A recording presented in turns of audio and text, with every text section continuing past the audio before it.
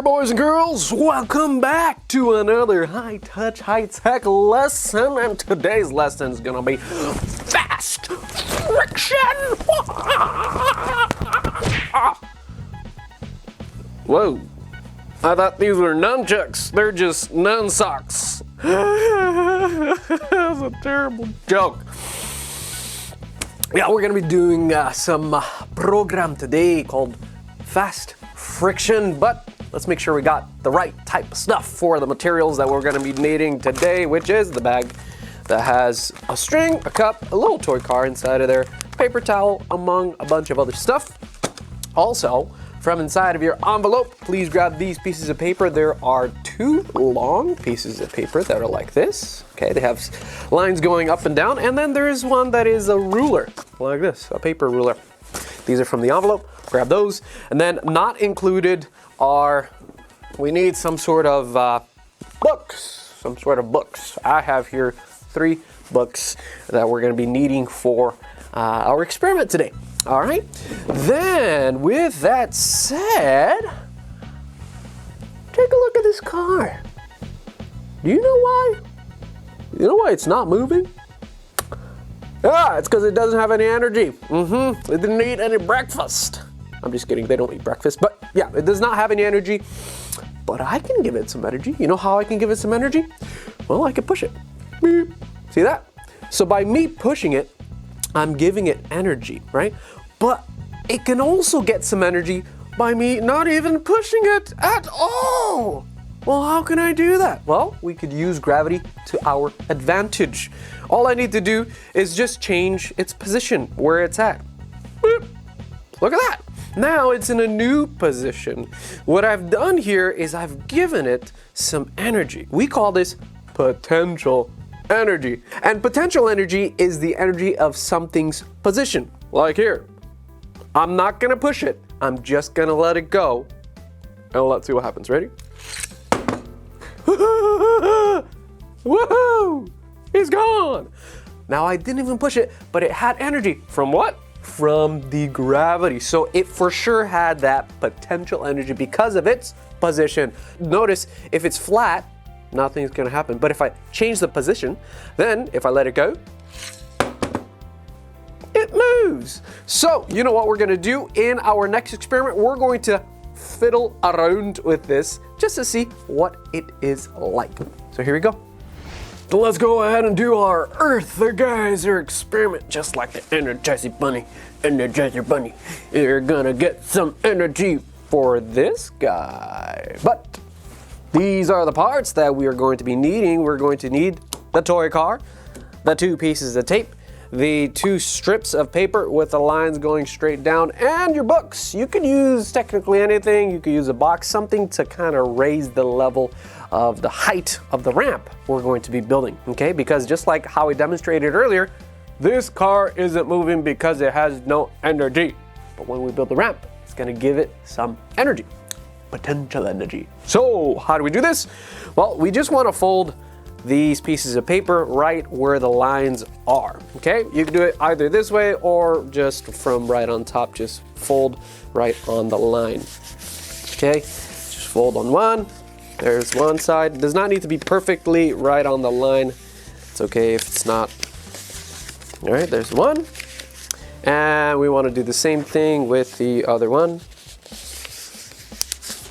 Like so. And yep, donezo. So, as you can see, if you put them right on top of each other, right about 1 inch inward, then you can make a big ramp like so. Then that's where we're going to be needing our piece of tape. Now, technically you only need one, but if you want to make it a little bit more sturdy, you can use both. So just go ahead and peel off your tape. And what I like to do is I like to put it underneath. Okay, so I like to put it underneath my ramp. So I also keep it a little bit flat so I could go all the way around here. And what I do is I try to put it right where the crease is, right there. See that? Where both of them meet, so you could tape both together.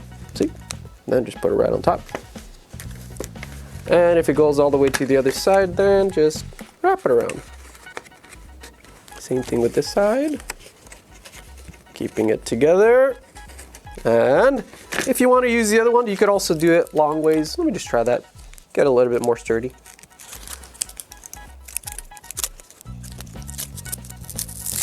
There we go. And you could put it however you want. I'm gonna put it this way. And now my ramp is nice and together, like so. Then, once you got that, then we're gonna see how, when you lift up this ramp, how much energy it's gonna give to our car, right? Currently, it has no energy. But remember how we talked about when you change its position, when you kind of lift it up, now it's in a different angle. Now we are giving it energy, what we call potential energy, but now we're gonna see how far it's actually gonna be able to travel the higher we go. Okay, so this is where your books come into play. Let me just try one book, okay? Let's see if one book is gonna be enough. Is it gonna do anything like this? Nothing! What about 2 books? Does that do anything? Oh! It went to right there. Not bad. Okay, okay. What if I do 3 books? Notice we're going higher and higher. Your books might be thicker or thinner. I don't know. Just keep adding things to make your ramp go higher. Let's see if I use 3. Whoa, that almost fell off, right? So again, we see that it has more energy the higher we go. It's going even farther. What if I make this even higher? So far it's 3 books. I could add another, or I could change the direction of my book, right? I could make it go this way, right? Now it's a little bit higher. Let's see. Okay, let me scoot this back a little bit. There we go. Here we go. Ready? Set. Oh. Well, that had a lot more energy. It definitely went a lot farther. Okay, and you could even try even more. You can make your book go tall ways like this. You could stack up more books, so on and so forth. But the point is, and you've noticed, the higher it goes, right, the more energy it has. That's called potential energy. But notice again, I'm not even pushing it.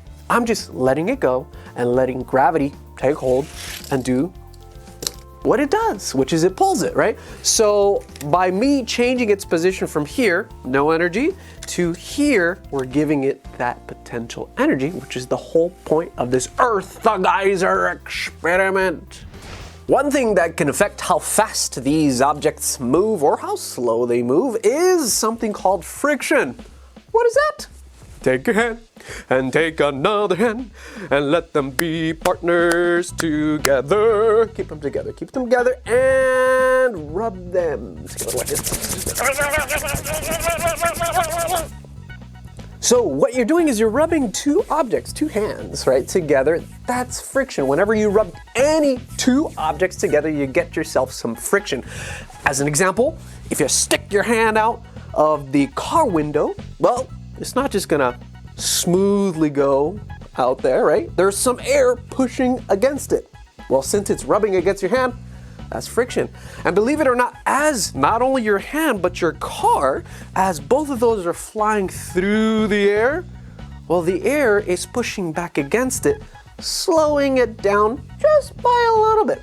But again, the whole point is that it's rubbing against it, the air to your car and to your hand, 2 objects causing friction. Okay, eventually slowing it down just a little bit. Now, different objects offer more friction. Like as an example, if you take your hand or if you go swimming, right? Even if you put your hand in the water, you could go a lot slower than just walking around in the air because there's a lot less friction in the air than there is in the water. So some things make it harder to move through. Basically has more friction, has more resistance than a lot of other things. So in our next experiment, we're going to find out a little bit more about this friction and how it affects these objects that move. So let's do our second experiment, the friction floors. These are the parts. Still need that ramp that we just made, the books that we just used, also the car, but now we need these. These are going to be our new floors. You could kind of say to check to see which one can give this car more friction or not. The paper towel, this bubble wrap, and this piece of cloth, this felt, and also the paper ruler. We're going to try to measure how far it goes on these different flooring. So these are going to be our 3 different floors that our car is going to go on. Okay, and we're going to see which one's going to cause the most amount of friction. Is it this one? Is it this one? Well, it goes on there, or is it the bubble wrap? I don't know. Okay, so here we go. All you need to do is just set up your ramp first. So here I have my books, and I got my ramp right on top of there. And let me try the paper towel first. Okay, so let's see if I put this here. Is it gonna cause a lot of friction? Is it gonna slow down my car by a lot? I don't know. So let's give it a try. So all you need to do is just take your car, put it on the ramp, and remember, you don't need to push, just let it go, and let's see how far it goes. Ready? Get set, hey, go. Oh, not bad. Let's now measure how far that is. From the ramp to the end is about 10 inches, okay? And then how far is this car? Is just about 3 inches, so I got 13 inches away from the ramp. Pretty good. Wow, good job, paper towel. So this one didn't give the car too much friction, right? It didn't really rub too hard against our car, but let's see with the other ones, if they're gonna cause more friction. I don't know. Let's try the felt, the cloth piece here. So just go ahead and put that right underneath. That's one thing I'm doing also. I'm not putting it on top of the ramp because that's gonna block the way. So try to put it underneath the ramp like so, and also in a kind of the same line as where the ramp is going, not a different way, right? So that it can just go right on top of this. So here we go with the felt. Do you think it's gonna cause more friction, less friction? Is it gonna go farther, closer? I don't know. Here we go. So again, just go ahead and get your car ready. Don't push it, just let it go. Ready, get set, and go. Oh, it didn't go as far. Let's see how far this one is this time. We got 10 inches exactly, as opposed to 13 with this one. So what does that mean?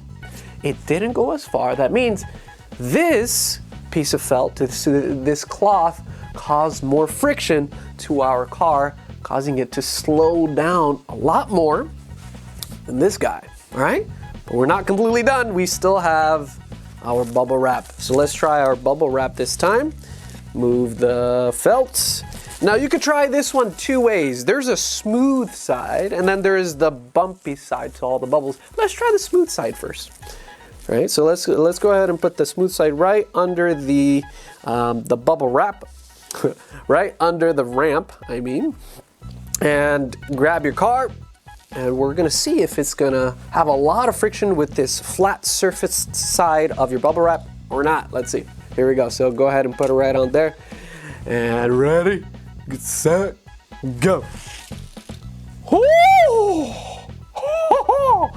That one went far. Let's see how far it was. 10 inches to right there, and well, let me measure it this way. 1, ooh, 16 inches. Whoa, that's the farthest because it's pretty smooth on this side, right? However, what if I use the other side, the bumpy side? I don't know. Let's see. So get your car and put it right on top. And here we go. Ready, get set, go. Oh, well, that didn't go that far. Let's see how far it went though. So remember, the felt, the cloth, went only 10 inches. In this case, this one only went 7. Huh. So this went the least amount of distance compared with all of the other ones. That means that this bubble wrap caused a lot more friction to our car. So we can really see how big of a difference friction can really affect how far or how close this car can go with these different types of floors, like the paper towel, the felt, and the bubble wrap. And feel free to try different types of materials. Maybe it might cause more friction or less friction. Yeah, just look around the house, see if it'll, stop the car or make the car go really smooth. Yeah, give it a try. Do you know why the car traveled the least amount of distance on this bubble wrap? Yeah, it's probably because it's pretty bumpy, but why would that even matter? Well, it has to do with how much surface area is in contact with each other. As an example, your hand sticking out of the window, right? You could feel a lot more wind when your hand is open as opposed to when your hand is closed or pointing finger. The reason why is, well, look at my hand. There's a lot more surface area like this as opposed to just one finger. There's a lot less surface area with just that one finger, right? And that's why if you think of really fast vehicles like a race car or a plane, a jet plane, the very front is nice and pointy to have less surface area. That way there's less friction pushing against it, which makes it more efficient. So in our next experiment, we're going to make a device that will show us how big a difference having less surface area can make less friction. Now this is a pretty cool experiment. We're gonna make a cable car. Grab the pipe cleaner, the cup, the little holes on the side, the string, and this little guy is called the bobbin. Like your bobbin. All right, anyway, these are the parts to make our cable car. First thing you want to do is you want to take your string and just kind of unravel it. Just make sure it's not tangled anywhere from the top to the bottom. And as you can see, mine's a little bit tangled, which is a good thing I checked now because later on we want it to be as smooth as possible for this to work. First thing you want to do is you want to take your pipe cleaner and put it through the bobbin. Yes, not the string, the pipe cleaner.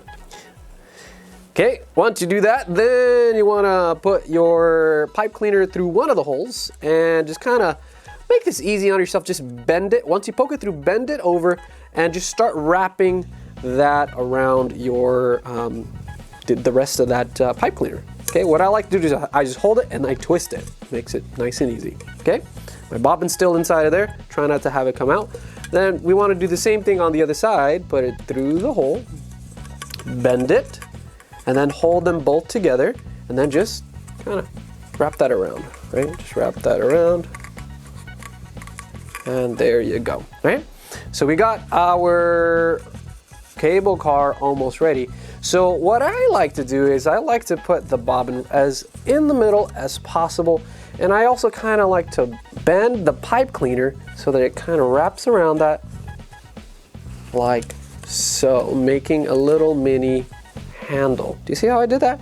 Okay, so I kind of bent it and then I bent it outward after I put it in, so it keeps it in that one single spot right in the middle. Okay, so that once it goes on our string, it's going to go nice and smoothly. It's not going to wiggle around too much. But again, I like to put it like that, bend it on the outside like so. Then what you want to do is you want to set up your string in an area, like you could go in the kitchen, maybe attach it to one of the cupboards, you could attach it to a doorknob, anything that could go from a high place to a low place. And of course, ask mom and dad to help you out so it could be nice and tight. Okay, so here I have this pole here with me. It's gonna help me out. It's gonna be my high spot, and then over here on the other side, my other pole is gonna be the low spot. So I'm gonna tie it right up here, two down here. Okay, but before you do this, you have to make sure that your string is inside of the pipe cleaner, our little cable car, right? So I'm gonna take one of these ends over here, and then I'm just gonna tie it around this just a few times. Okay, make sure it's nice and tight on there so it's not gonna move. Okay, and there. Okay, we got one on one side, and there we go. Try to make it not too loose. Okay, so you see how this is really loose. You don't want that to happen. You want it to be a little bit more tight as it goes down to the other side, wherever you're going to hold it. Okay, or whatever you're going to use to hold the other side of the string. So we're just going to put that there, wrap that around a few times. Okay, notice my string is not too loose. Okay, but it's tight enough so that I can just leave it there and it could slide on our string nice and well. And I think that's good. And I got my cable car right in the middle. So the string will go right where the bobbin is. And so if I just take this and if I just let it go, not bad, pretty cool. But you can start putting things inside of there like you got your own little toy car. See what happens if you put things that are more heavier inside of this little cable car.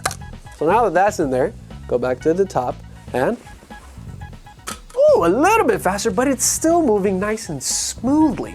Now, the reason why it's moving nice and smoothly is because there's not a lot of friction going on, because there's not a lot of surface area in contact with this, this string. There's not a lot of bobbin really touching it. It's just the very bottom of it touching the string.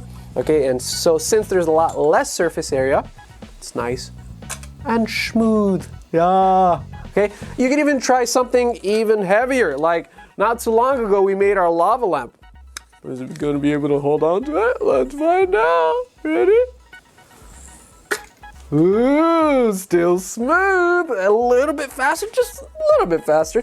But you could try different things. Try your own toys, your own cars, different things, maybe rocks, right? Just have it go from the top to the bottom, okay? But again, it's moving nice and smoothly because there's not really that much amount of the surface area touching each other from the bobbin to the string. And that's it for this one.